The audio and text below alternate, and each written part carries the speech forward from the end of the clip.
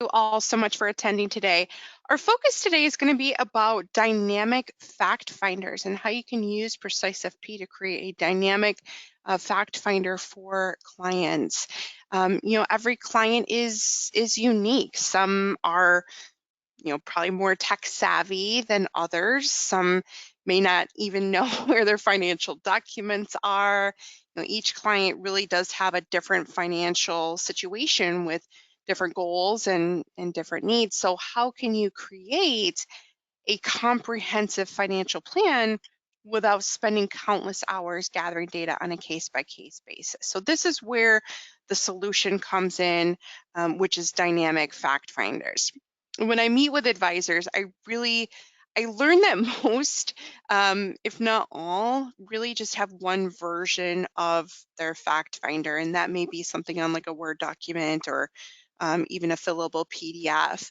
I also learned that the clients that advisors and firms meet with are not all in the same, thus really revealing really that the needs of their clients can be vastly different from one to the other. So this is, again, going to be focusing on how you can come out here and really create a dynamic fact finder. We'll also kind of show you how you can actually use one of our pre-made dynamic fact finders or create your own. So we'll go ahead and do a deep dive into that. So let me go ahead and switch my screen over here. So then we jump into PreciseFP. So the first thing that I wanted to show, and some may not have noticed this, but the dynamic fact finder is a relatively new fact finder that we added to the library. I would say within the past year we added it. You can actually find it a couple places. You can find it. You can see here under the new and updated subsection of the under templates form library. And then you'll also be able to find it when you do go to the fact finder subsection. You'll be able to find it here as well. So let's talk about this one, and then we'll jump into some of the other fact finders that I see a lot of advisors using, as well as how to create your own too. So this one is really cool because it actually has this page in the beginning of the form where it's only seen by you. So it has a checkbox for the pages that can make up this form, thus creating a dynamic fact finder. Because again, not every single client has the same situation. For example, your client that you're working with may not have any children. So we gather the children information on the family members page. As you see, I'm checking boxes and you'll see the page number increasing down below. This checkbox that I'm selecting is telling this form to add this page to the form. So this makes it so that you really don't have to have a whole bunch of different iterations of a form, I guess you can say, within your library, your own library, which is called My Templates. So it really allows you to come out here and select the pages for a specific client. Now, to use this with a client, it's as simple as just installing the template. I do already have it installed, so I'm just going to do a fresh version of it. What you can do is after you get this installed, it actually moves it to your My Templates. So that's where you can actually go in and you can customize it if you want to.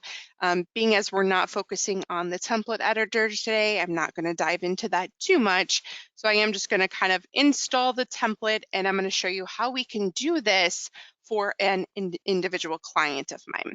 So I'm, again, just installing a fresh version of it because I did already have it installed, and I did make some customizations to that so I can come out here and reinstall it. So now that I have that installed, I want to send this out or prepare this form for a specific client of mine. So now I'm going to go to Accounts. I'm going to go to Clients because I know this person is a client of mine in PreciseFP. I'm going to click on their name and I'm going to choose the Engage button, and I'm going to choose With a Form. So what I'm going to do now is I'm actually going to choose my dynamic financial fact finder. Now this part is important because of the fact that this form in particular has that page at the front that is only visible to you. That is not a page that's visible to the client. So you'll want to make sure that you do not send that immediately. You'll want to make sure that you check the box that says review and edit first. This is going to create the engagement, but it does not send it out to the client just yet. That's important because this is technically you pre-filling out the form. It's you checking the box and preparing the form, right? Because we need to make sure that we're selecting in this case, the pages that we want our client to be able to see when they get this form from us. So this is the welcome page, but once we click on the start button, it takes us to this advisor selection page, which again, this is not going to be seen by the client. This is only going to be seen by you.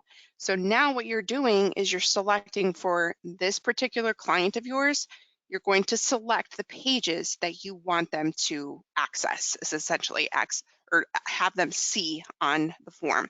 So for this client of mine, I'm just going to select maybe the employment and income and the goals. I don't need any other pages on this. Oops, double click that. I don't need any other pages. This will auto save for you. Once you are done here, simply click on the X in the upper right hand corner. Now what you can do is you can actually now send that out. Click on send. It will actually fire off an email to the client out of PreciseFP with a link to their email, or you can grab the link by simply copying it, pasting it, and send it out of your own email. Now let's see what this looks like on the client side. I'm going to act as if I am the client now. So I'm going to be switching my hat back and forth a lot from client to advisor. So I'm actually pretending I got the link, and I do actually have a password. I password protected this particular form. So as a client, I'm going in, entering in my password. And once I get in here, you'll notice that as the client, again, I'm not seeing that advisor selection page, right? I'm going to just see the pages that I selected for my client. Now, this personal details page is already there. That was one that's already there. It's not one that you select to not be there or not. But remember, I selected the employment and income page, so this is being shown to my client. As we can see, the client does have some data on file already for that particular page, so it's pre-filling out. And then here is that goals page. I also selected this as a page of the form to be shown to my client. So my client is going through here, they can see their goals that they have on file, and they can go through here and they can make changes to it. So on the client's end, they are not seeing the rest of the pages that could potentially make up that form.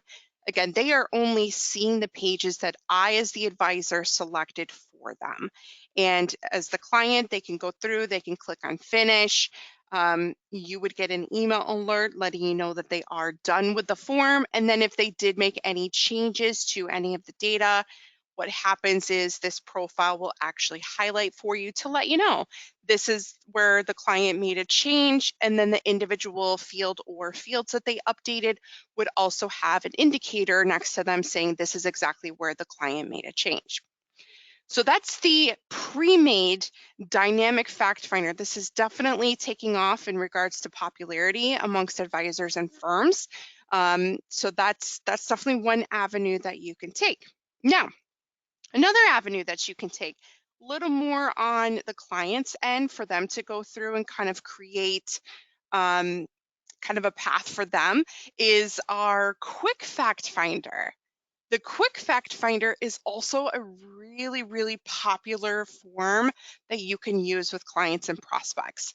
Let me go ahead and open this up. I am just going to open this up into a preview so you can see what this looks like here. So let me do new window and take a minute for this. And keep in mind, this is 100% customizable too. So you don't necessarily have to use this as is. You can go out here and change up anything that you want to out here. So we're looking at first the client details page, the family members page on this one.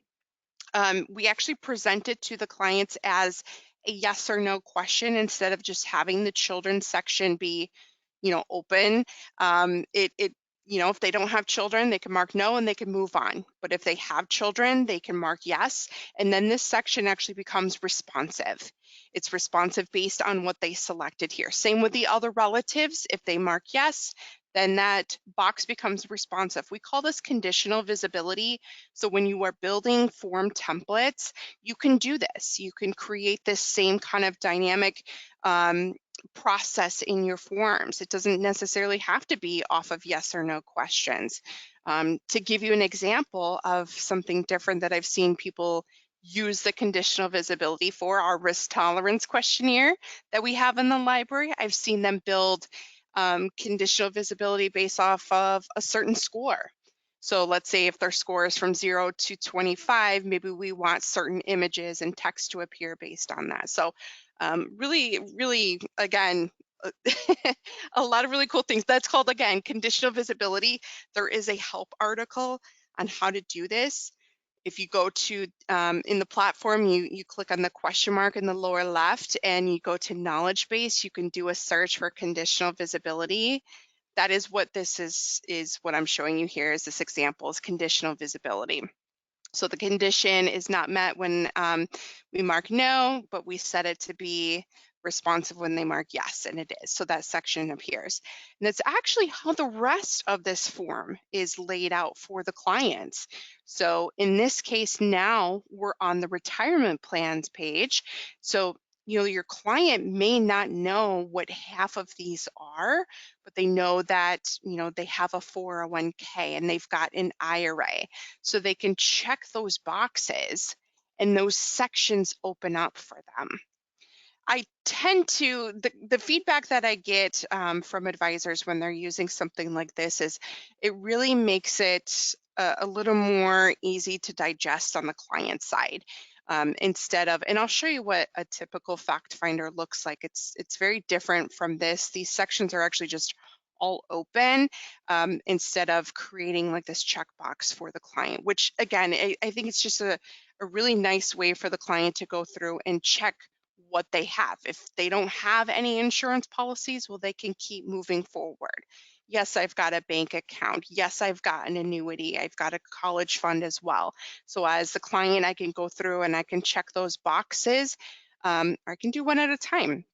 Maybe I've got multiple bank accounts in this situation, so I can click on the add more button. It creates another row, duplicates everything all over again, and I can fill out that information for my advisor. So this is really nice. Now, a lot of times people, let's go back to the library here. We've got a lot of, fact finders that are out here, as you can see. We've got ones that are specific to the integration partners. We've got, the dynamic one, this custodial. There's just a lot of variety out here.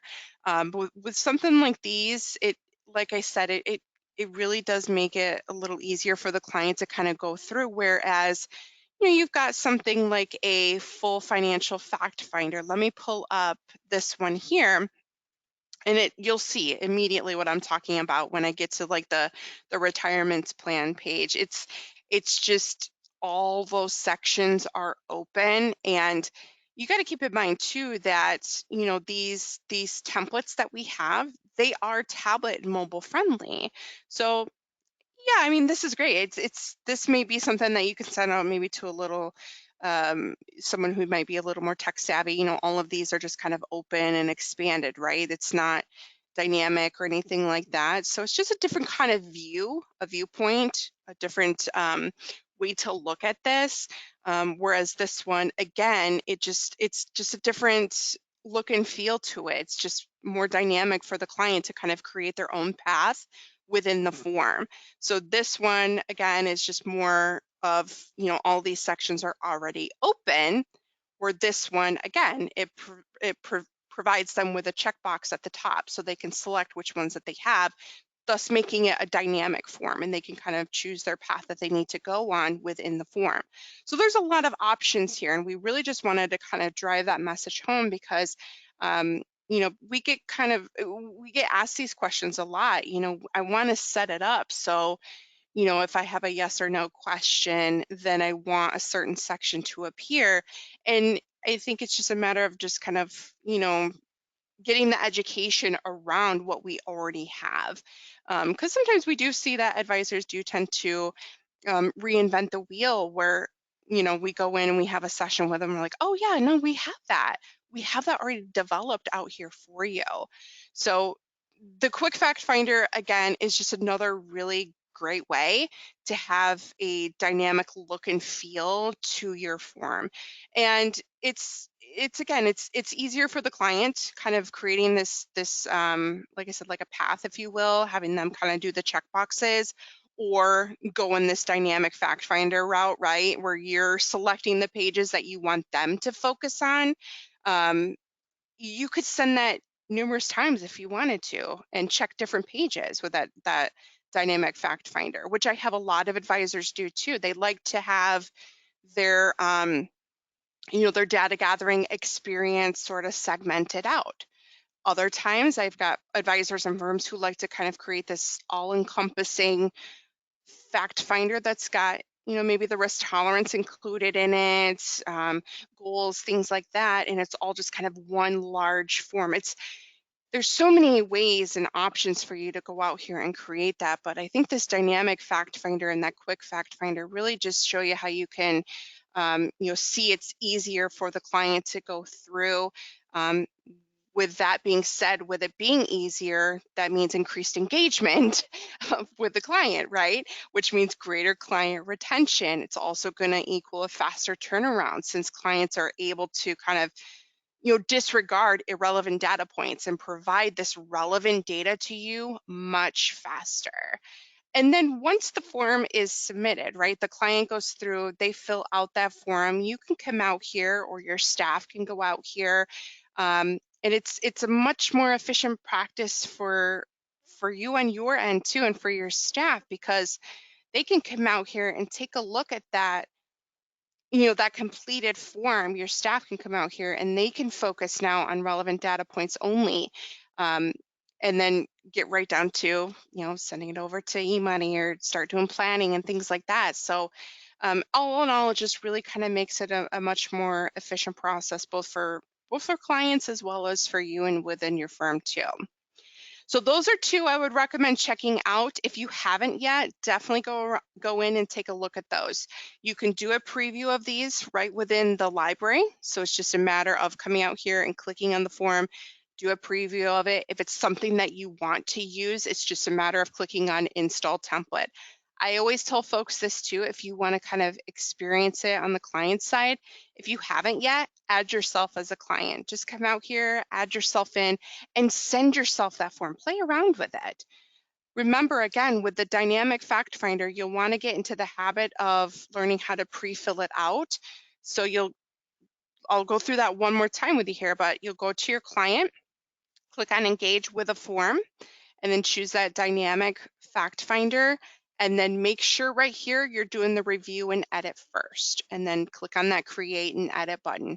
Again, that's very important, because if you send immediately, it's not going to have your boxes checked on it, right? That's the piece that you have to do, and you're only going to be able to see that once you do that create and edit. You can, after the fact, go in and do that. That page does appear to you, but you have to be quick, because if your client is sitting there waiting for your form and they're on it and they open it, um, they may have already done the form and completed it. So I always like to just err on the side of caution and do the whole, pre-filling it out first, versus trying to go in and edit after the fact. But again, just going the preview and edit route is the route that I always recommend going. And then remember to just select your pages here, check the box. That page will start opening up and being added to the form. And if you wanted to add to this, you could. If you wanted to come out here, and let's use the example of adding in the risk tolerance questionnaire. Let me install a fresh version of this, which I've seen some advisors do. They either like the risk tolerance, I'm just using this as an example, but I've also seen advisors go out there and kind of, create their own forms too, and they kind of make it part of this dynamic fact finder. That's certainly something that, you're welcome to do, because again, any of these forms from the form library, they are 100% customizable. So I installed the risk tolerance again. Let's go to my dynamic fact finder here, and I'm going to customize this. Let's go to that advisor selection page. And here, what I'm going to do is I'm going to edit the checkbox.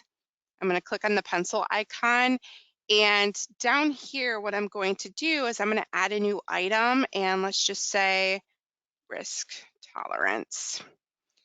And we'll go ahead and click on Save Changes. So now that's a new box, right? That's a new checkbox that I or my staff can choose to select. Now we need to bring in the risk tolerance questionnaire into this form, right? Because it's not here by default. So now essentially we're customizing this. So what I'm going to do here is I'm going to add new page, and what I want to do is I actually want to import a page from an already existing template. In this case, in my example, my risk tolerance. So I'm going to choose the import from another template, do a search for risk tolerance. I'm going to add the questionnaire page. And you can keep going. You know, I'm just doing one page as an example, but that's how you can do it. You can do it one page at a time. I don't need this. I'm actually going to remove that. So now I've got the questionnaire here. Now what I need to do is I need to add that conditional rule to this page.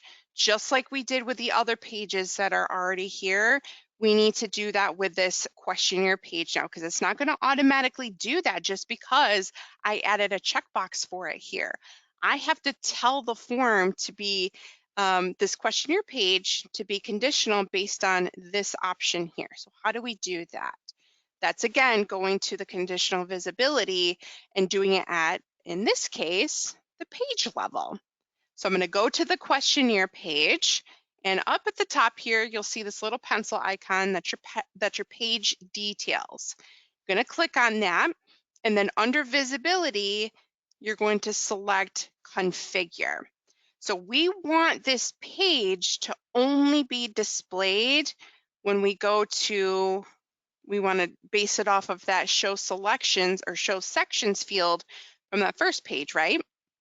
And now we need to go to click on the show allowed values, and we're going to use the value from the risk tolerance here. Copy, paste. Oops, let me hide that. And click on Save Changes. So now this page will actually have this little eye icon next to it. That means that it is conditional. And just to test that out, to verify it is working how we want it to work, you can always do a preview of it to test it out. So now we're on the advisor selection. Again, down here, one of 3 pages. Let's choose that risk tolerance. We should see that increase, and we did. So now, again, personal details, and then there's that questionnaire page.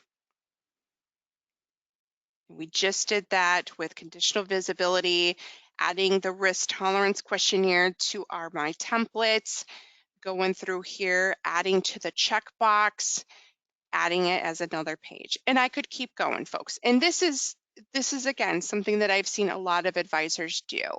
And it really just, again, makes it so that when you are going to a client based on, you know, what you can go out there and you can choose the pages that you need them to see.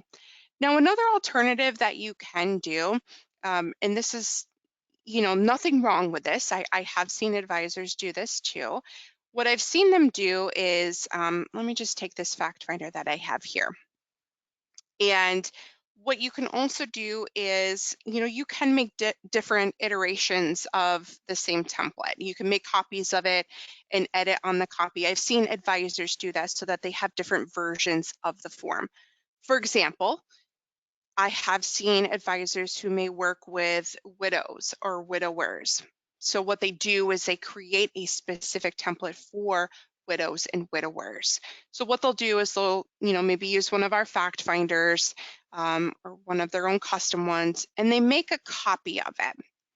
And, you know, you can change the title of the form if you want to. The title is seen by the clients. I always recommend maybe doing something like for widows or widowers, something like that. This description here is seen just by you. It's internal, which is great because when you go to then prepare the form for specific clients, you can actually see the descriptions of the form. So the title is seen by the clients. This description is not. Let me show you what I'm referring to when I'm saying you can see that. Let's say I want to send that form to my client. I go and I engage, and I've got different financial fact finders, right? Well, the description helps me know that this is specific, right? This tells me in my firm that this is for widows and widowers. So let's go back and go into here. And so I made a copy of my original, right?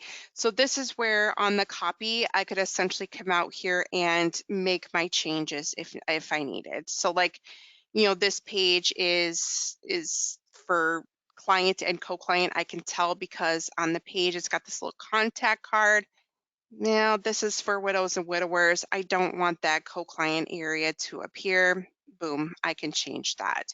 So just little things like that that you can do. You can go out here and that's just another alternative way that you can go out there and kind of create, a dynamic fact finder, a fact finder that is built specifically for the clients that you service. Because again, everyone has their own unique situations. So you could do things like that, or again, you could use the dynamic financial fact finder, the quick fact finder. Those are all really great examples of creating a dynamic data gathering experience, and then also being able to go in there and tailor making the data gathering experience for your individual clients is huge. Like I said, it's you know creating kind of those dynamic fact finders is incredibly beneficial. One, for the clients, easier for them, which, like I was saying, it increases their engagement, which means greater client retention for you. You got the faster turnaround time, and it's much more efficient for you and your firm. So hopefully that gave you some good ideas to kind of take back to the firm. Again, just come out here and definitely explore that library.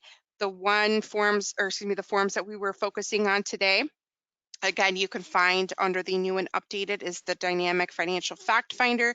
You can also find that under the fact finder subcategory here. Again, that's the dynamic financial fact finder. The other one that we talked about today is the quick fact finder. This is the one that has the check boxes that the client can select at the top.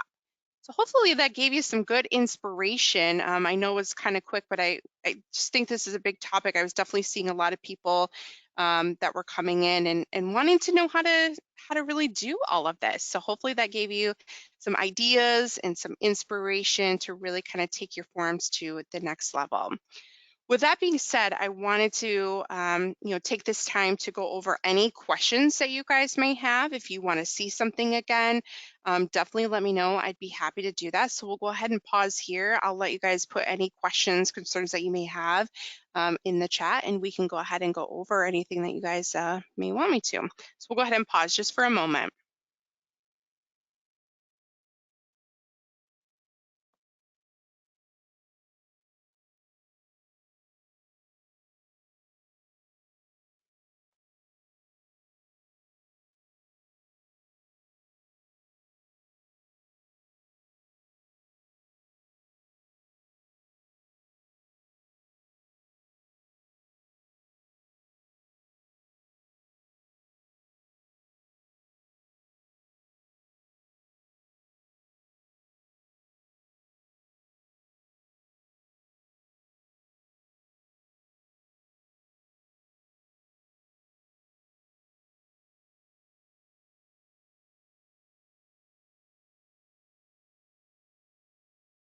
All right, so it looks like we got some questions coming in. So again, folks, if you've got some questions, go ahead and put those right in the GoToWebinar control panel.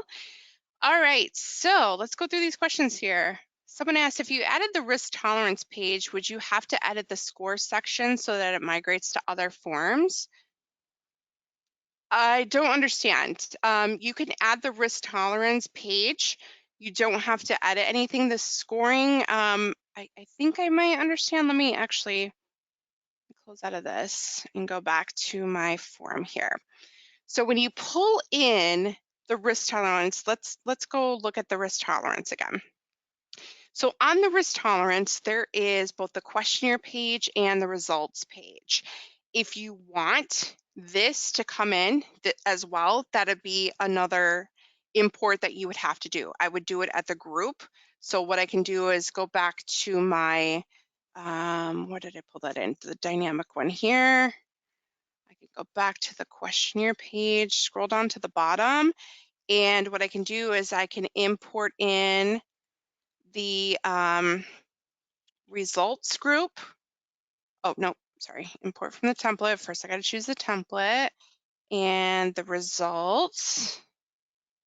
I can pull that in, and then this risk score, this score field, this is something that you can actually tie to the client profile so that it would basically what would happen is when the client's score is calculated, it stores to their profile. And then if you use this score field on, let's say the IPS, for example, this score field would automatically populate with their risk score. So hopefully that answers your question, but if you use this, that is exactly what would happen.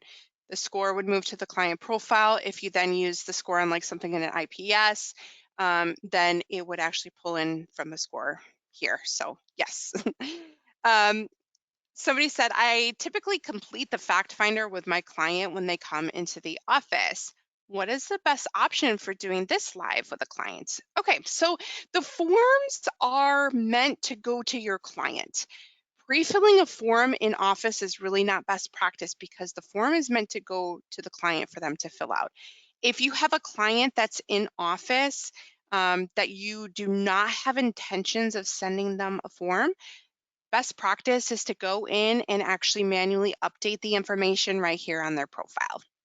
I know it's not the dynamic view that you are looking for, but that is for the client.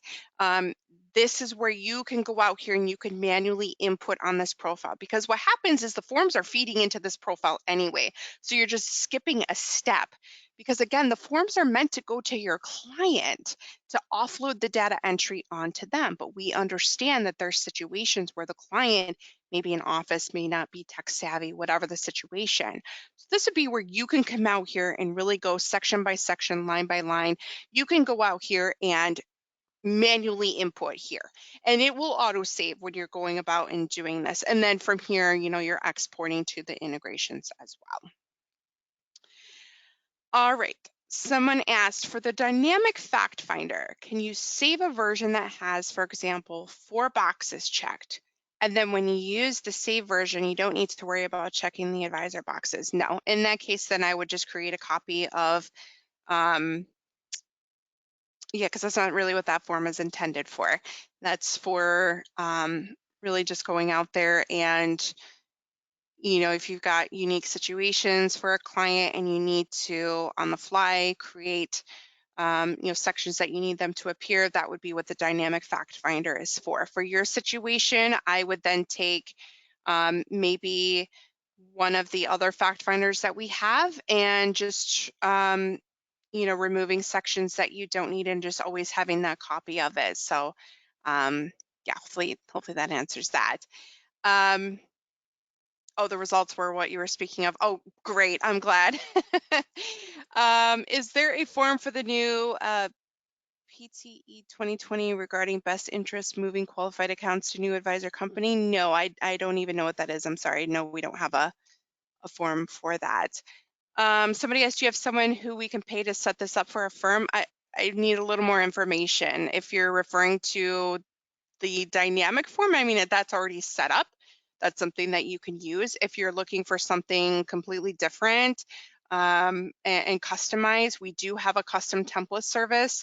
If that's something that you're interested in, that starts at $299 and just goes up from there depending on the size of the form, the work that needs to be done. If that's something that you're looking at us doing, just send us a message and we can actually send you the work requests to do that. But no, if you're looking to just have the dynamic fact finder be in use, it's just a matter of coming out here and clicking on it and click on install template, and you can start using that with clients and prospects. If you're looking to customize it, that's something that you can definitely do as well. I kind of showed that earlier, how you can go out there and customize it. That's just kind of one situation. If you're looking to dive a little more into customizing and want some help with that, what I do recommend is if you go to our website, precisefp.com, and if you go to the webinars page at the top here, right next to the sign in button, I actually did let me scroll down here under our recorded webinars, this one right here, this advanced workshop for the form template editor. This goes in depth about all the ins and outs of the things that you can do in regards to customizing a template. But yeah, sure, if you're looking to have us create a custom form for you, just send us a chat message and we can send you the work request and then give you a proposal. And usually it takes about 2 to 3 business days for us to create that form for you. All right. Well, I did not see any other questions come in. If any other questions do come up after we wrap, you can always reach us via chat. That's the easiest way to get in touch with me and my team. We are there in the chat Monday through Friday, 9 a.m. to 6 p.m. Eastern Time. You are always speaking with a live person in the chat. You can also chat with us at our website too. Right on our website, just click on the chat icon in the lower right-hand corner. Myself and my team are there, always happy to help. I want to thank you all so much for taking time out of your day to join me today. Hope everyone has a wonderful holiday season. Hopefully you're staying safe, staying warm. If you're in a state like me where we're getting dumped on with a bunch of snow right now, please be safe while you're out there traveling. Hope everyone has a wonderful day and happy holidays. Take care.